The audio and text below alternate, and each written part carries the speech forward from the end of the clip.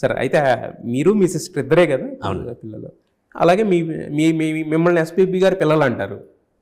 మరి చరణ్ గారి పిల్లలు అంటే ఎవరు? చరణ్ గారి పిల్లలు జాహ్నవి మయూఖ ఇద్దరు. ఓకే, ట్విన్స్ వాళ్ళు. ఓకే, న్యూయార్క్లో చదువుకుంటున్నారు, వాళ్ళ అమ్మతో ఉంటున్నారు. ఇప్పుడే యాక్చువల్గా నెక్స్ట్ మంత్ గ్రాడ్యుయేషన్ ఉంది. I'm going for that.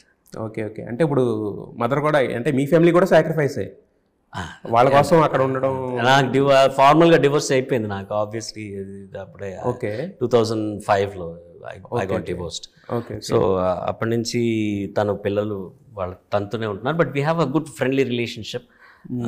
నేను వెళ్ళి ప్రతి ఏడాది దీనికోసమని నేను ఏదో కాన్సర్ట్స్ అవి ప్లాన్ చేసుకుంటుంటాను. లేకపోయినా వాళ్ళ పుట్టినరోజులకి వెళ్ళి at least I spend at least 10 days వాళ్ళ ఇక్కడికి రావటం, నేను అక్కడికి వెళ్ళటం, ఇట్లాంటివి జరుగుతుంది. అంటే మీ పర్సనల్ లైఫ్లోకి నేను రాకూడదు, ఎవరో రాకూడదు.